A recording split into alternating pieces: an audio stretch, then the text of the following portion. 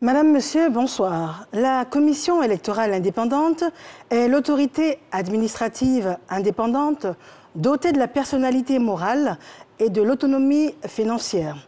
La CEI est instituée par la Constitution ivoirienne qui prescrit que l'organisation et la supervision du référendum et des élections sont assurées par une commission indépendante dans les conditions prévues par la loi depuis le 9 octobre 2001. M. Ibrahim Coulibaly Kuiber, magistrat hors hiérarchie, est le président de la CEI depuis septembre 2019. Depuis peu, M. Ibrahim Coulibaly Kuiber est également élu à la tête du comité de pilotage du RESAO, qui est la structure de gestion électorale en Afrique de l'Ouest pour promouvoir des élections libres, équitable et crédible des 15 États membres de la CEDEAO. Alors, arbitre des élections en Côte d'Ivoire et récemment à la tête du comité de pilotage du RESAO depuis peu, M. Ibrahim Coulibaly Kuiber est notre invité et ça fait l'actualité. Nous avons un élément de reportage, c'est un micro-trottoir. Que pensez-vous, vous les Ivoiriens, de la CEI et des prestations proposées? C'est un élément signé Guedreau. Écoutez, même dans nos coutumes, dans nos mœurs, dans nos traditions, sous l'arbre à palabre, il y a toujours des juges. Quand deux personnes font palabre, il y a toujours quelqu'un qui est là pour trancher l'histoire. C'est pareil à la CEI. Même si elle n'est pas performante, on peut toujours essayer de l'améliorer. Mais elle est nécessaire. Elle est nécessaire dans le cadre de l'organisation des élections. Parce que dans toute société, il faut toujours des gens qui essayent un tant soit peu de réglementer la société. Il suffit une bonne volonté et puis aussi d'essayer un tant soit peu de l'organiser, d'apporter des touches. Mais ce n'est pas aujourd'hui que ça va se faire. C'est un combat de longue haleine. Moi, je pense que la CEI doit toujours exister. Mais quand il y a élection dans un pays, c'est la CEI qui définit tous les résultats. Ce qu'ils disent là, on doit suivre ça. La CEI doit exister pour éviter les désordres.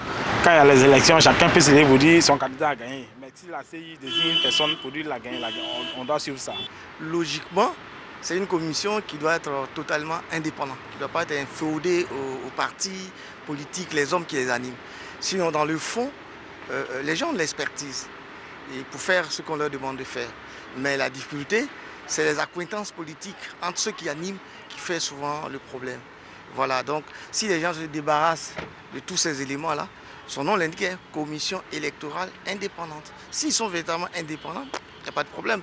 Ils organisent les élections, ils sont objectifs dans ce qu'ils font. Même eux-mêmes, si le découpage électoral n'est pas correct, ils vont dire non. Voilà, l'indépendance, c'est la possibilité pour vous de pouvoir dire quelque chose qui va dans l'intérêt des peuples.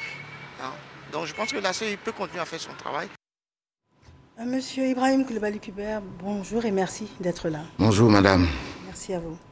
Alors vous êtes président de la CEI, vous êtes également à la tête aujourd'hui du RESAO. Alors vous allez nous expliquer ce qu'est le RESAO. Alors je voudrais vous remercier de nous recevoir sur votre plateau.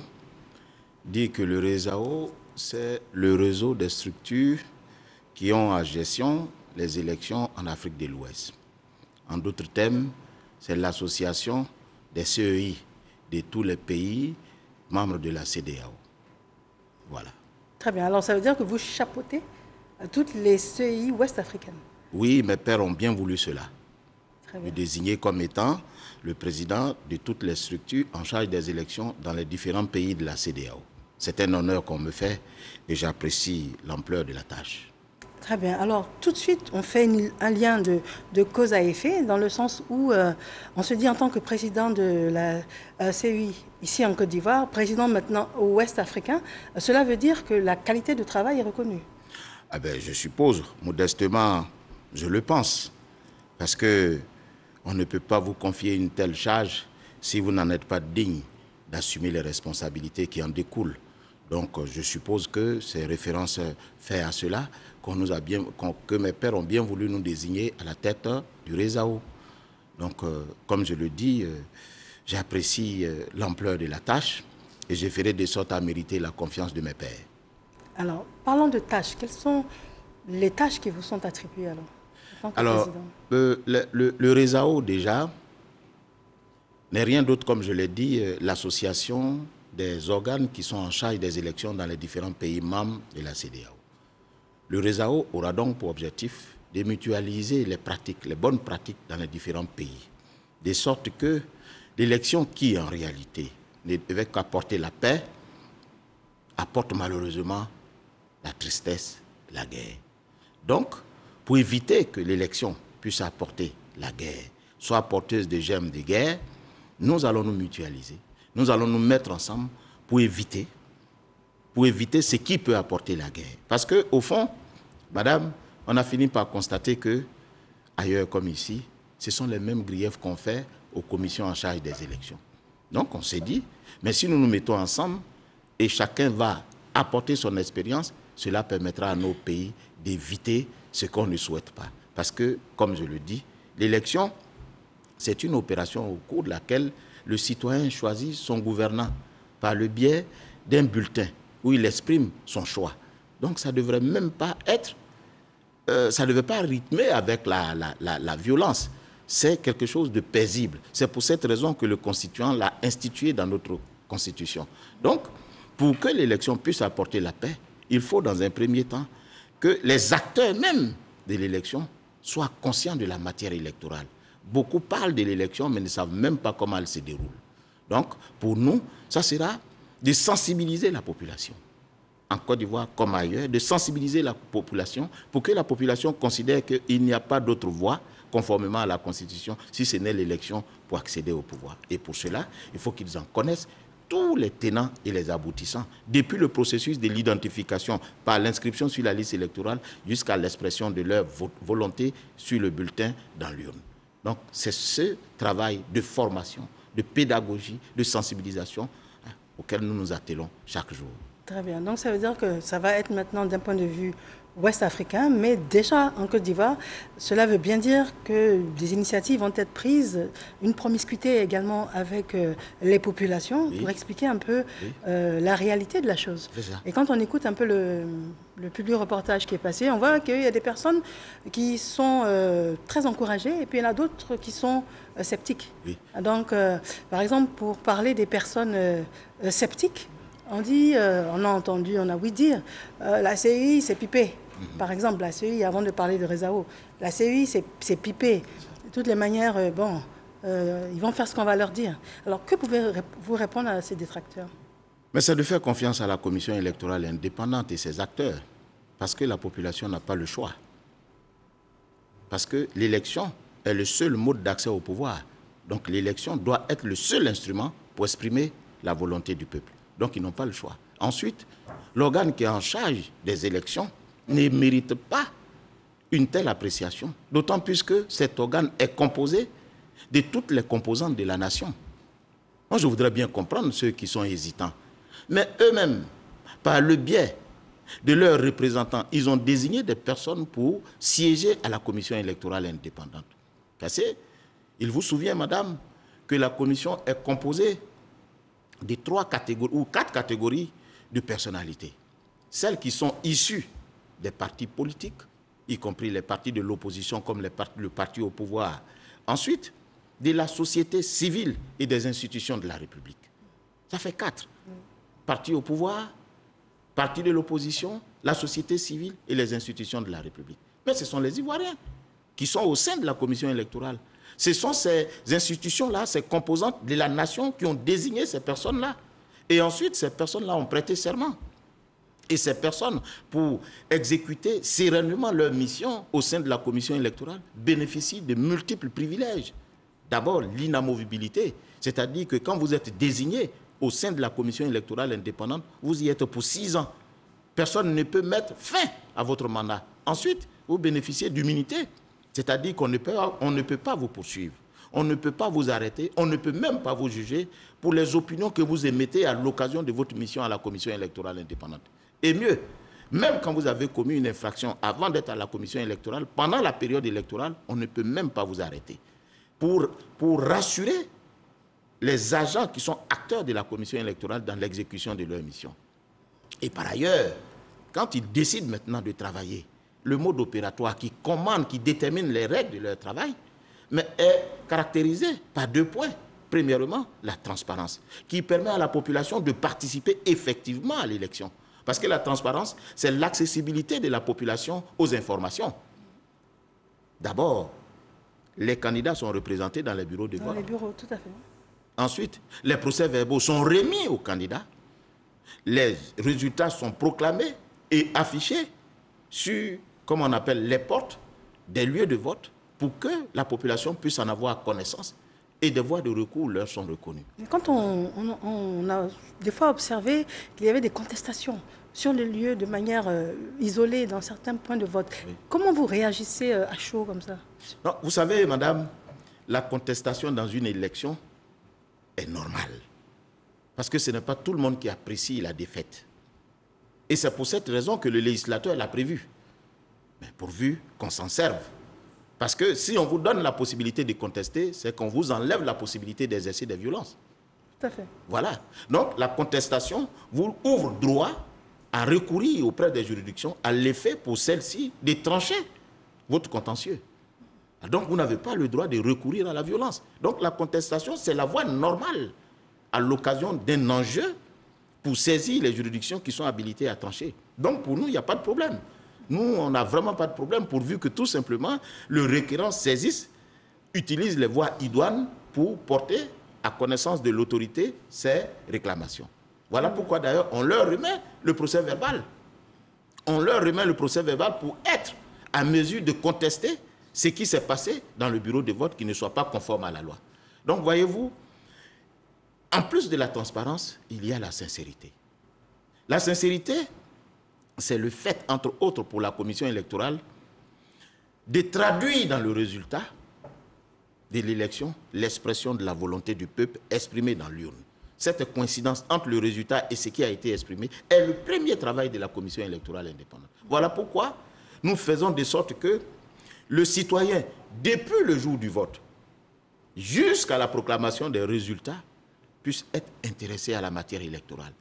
Il y a l'urne, par exemple, qui lui permet d'exprimer son vote. Il y a l'isoloir, qui lui permet d'exprimer son vote à l'abri de la vue de tout regard influençant. Voyez-vous, pour lui permettre de dire ce qu'il veut. Parce que la sincérité sera affectée lorsque ce qu'il a exprimé n'est pas ce qu'il a voulu. Voyez? Donc on fait de sorte que le citoyen puisse avoir son mot à dire. Madame, voyez-vous, aujourd'hui, le défi de la commission électorale indépendante, c'est d'amener la population à utiliser l'élection comme étant le seul moyen. Et pour cela, il faut qu'ils sachent ce que c'est que l'élection. Nous partons par mots et par mots pour expliquer à la population ce que c'est que l'élection. Le constituant l'a institué dans la Constitution parce qu'on n'a pas d'autre choix.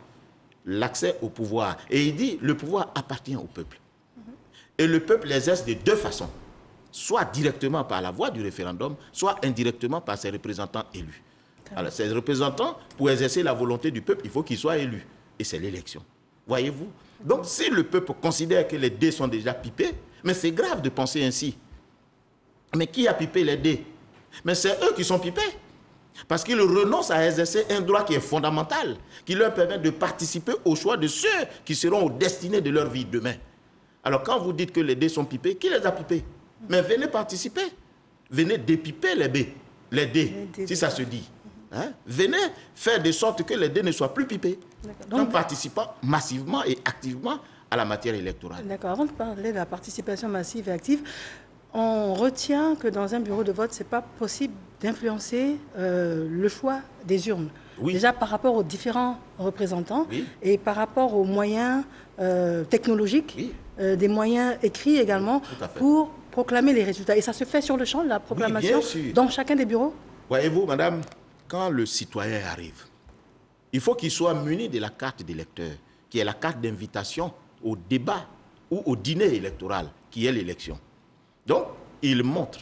Et pour ce faire, il faut qu'il soit inscrit sur la liste électorale. Alors, il y a un agent qui prend sa carte d'électeur pour vérifier si le porteur est celui-là réellement qui est inscrit sur la liste électorale. Après la vérification, on lui remet son bulletin, qui est le document sur lequel il va exprimer sa volonté. Et ensuite, il va dans l'isoloir, qui est un récipient qui permet de l'accueillir à l'effet de le soustraire de la vue de toute personne qui pourrait l'influencer. Et quand il revient, il met son bulletin dans l'urne. Et il s'en va, on lui remet.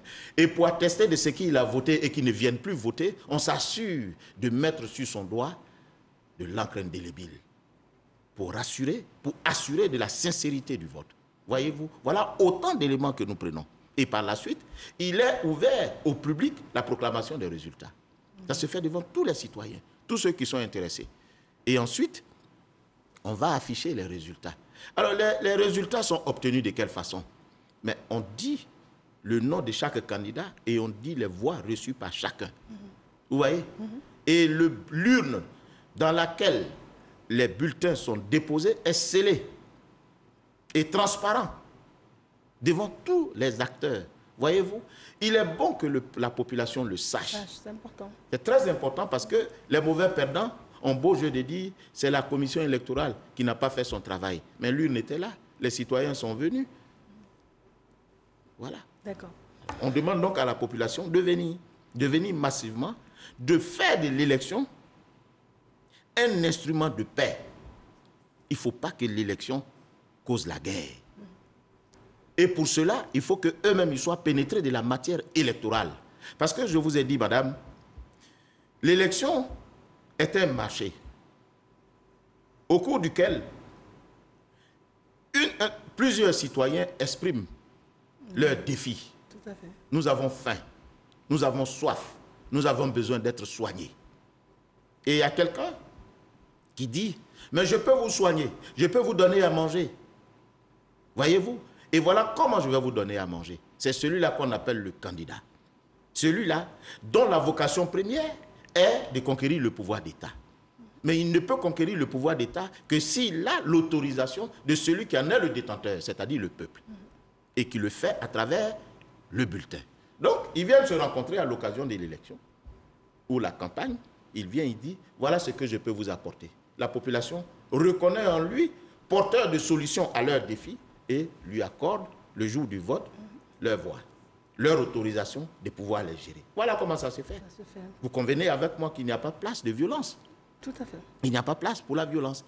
Alors, il est bon que les candidats qui, eux, n'ont pas pu obtenir le maximum d'expression du suffrage à leur profit, mais qu'ils ne fassent pas de violence, qu'ils n'amènent pas la population dans la rue.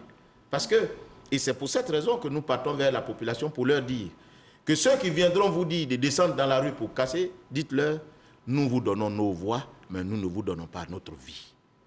C'est une très belle phrase. Les voix sont données, mais pas les vies. Alors, la proportion de l'Ivoirien qui part voter en deçà des estimations prévues. Alors, généralement, tout le monde cherche à partir le soir en se disant qu'il y aura trop de monde le matin et finalement personne n'y va. Mais oui, voilà. Voilà pourquoi on demande aux citoyens de venir. On a 10 heures de vote. Il faut venir dès que les bureaux sont ouverts. Venez pour voter. Parce que le vote est votre lien de participation à la chose collective. Vous choisissez celui qui sera, qui sera au devant de vos projets. Parce que figurez-vous, et ce sont les règles de la démocratie, si vous ne votez pas et que d'autres viennent le faire, mais ils vont choisir celui qu'eux veulent, pas forcément celui que vous voulez. Mais dès que celui que vous ne voulez pas est choisi, mais il va décider pour vous. Et vous êtes contraint d'accepter. Ce sont les règles de la démocratie. Tout le monde parle de la démocratie, mais apparemment, tout le monde ne l'appréhende pas. Le revers de la démocratie, c'est d'être inactif. Le revers, il ne faut pas être inactif dans la démocratie. Il faut être actif dans la démocratie. L'exercice du droit qui vous est reconnu, il faut l'exercer. Mais si vous n'exercez pas le droit et que vous êtes inactif, mais la démocratie va s'abattre sur vous. Très bien. Alors souvent, il y a une confusion également sur les objectifs en ce qui concerne le recensement des populations et puis la liste électorale. C'est ça. Pouvez-vous nous donner des éclaircissements? Alors, il est bon de préciser que le recensement de la population et la liste électorale sont deux choses qui sont bien différentes. Même si, dans le fond, elles ont quelques liens. Le recensement de la population vise à identifier les citoyens d'une cité, y compris les nationaux comme les non-nationaux. Parce que résident dans la cité, citoyen, c'est le résident dans la cité. Et ce faisant, le gouvernant a besoin de savoir ceux qui sont administrés par ses soins. Et c'est l'identification de ces personnes-là qui lui permet de mettre en place des projets de développement. Oui. Donc, l'identification de ces personnes est très importante pour le gouvernant. Mais le lien qu'il y a avec la liste électorale, c'est que c'est de cette liste qu'on va identifier ceux qui sont ivoiriens et qui sont en âge de voter. Et c'est cette catégorie-là qui intéresse la commission électorale indépendante, étant entendu que seuls participent au vote que ceux qui sont ivoiriens âgés de 18 ans et jouissant de leurs droits civils et politiques. Donc, vraisemblablement, il n'y a pas de confusion à faire entre le recensement général qui consiste à recenser tous les citoyens sur le territoire ivoirien et puis la liste électorale qui ne concerne que les Ivoiriens en âge de voter jouissant de leurs droits. C'est deux choses qui sont bien différentes. Très bien. Ma question suivante va être celle-ci.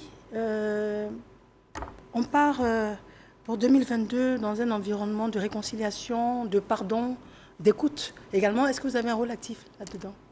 Nous n'avons, bon, dans le dialogue politique, vous faites allusion au dialogue politique, nous n'avons pas de rôle particulier à jouer dans le dialogue politique, mais dès que nous jouons notre rôle, qui est celui de traduire la volonté du peuple dans le résultat, mais nous aurions participé à la réconciliation des Ivoiriens.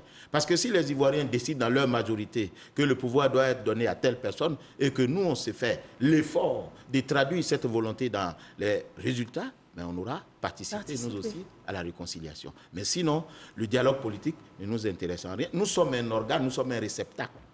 Ce qui sera décidé, c'est ce qui s'impose à nous. Donc nous ne participons pas, d'abord parce que nous sommes des arbitres, et ensuite de cela, nous ne sommes pas des acteurs politiques, nous sommes des arbitres.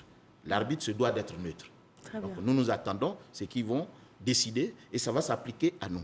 Mais toujours est-il qu'en traduisant dans la réalité ce que la population a voulu, nous aurons participé ainsi à la réconciliation à notre façon.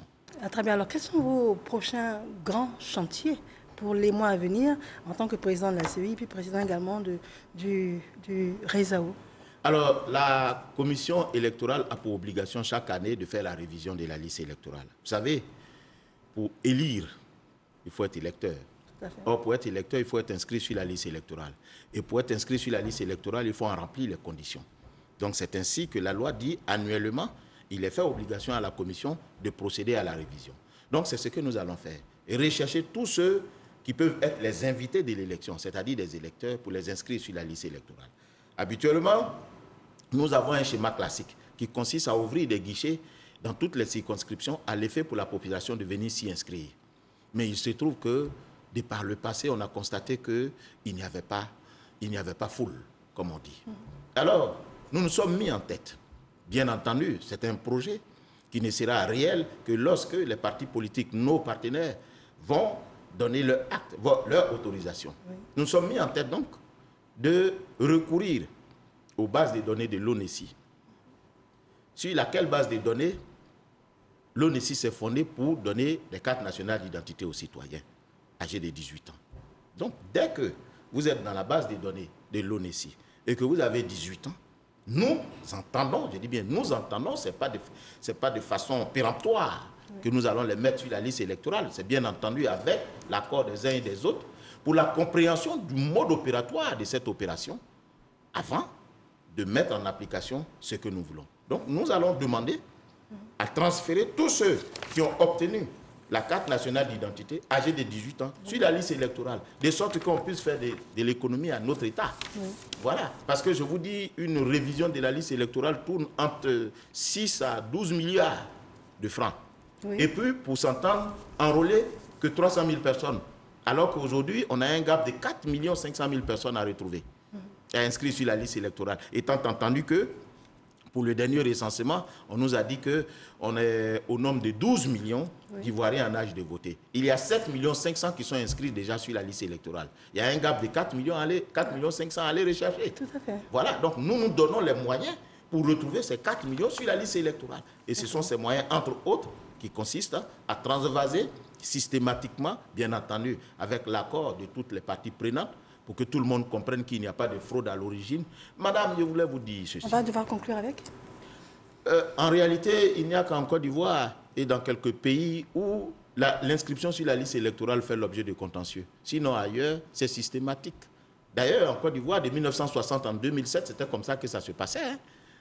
On n'a pas appelé quelqu'un pour venir se faire enrôler. Dès que vous êtes Ivoirien et que vous avez l'âge de voter, immédiatement, vous inscrivez sur la liste électorale. Oui. Donc, je voudrais dire à l'attention de la population de s'intéresser à la matière électorale. Il ne faut pas attendre l'élection. Vous avez vu, on n'est pas en période électorale et nous sommes partout pour expliquer à la population ce que c'est que l'élection. Parce que nous voulons que ça soit dépassionné, que l'élection soit un quotidien, soit un vécu de la population. Voilà. Je vous remercie d'être venu sur notre plateau pour ces éclaircissements.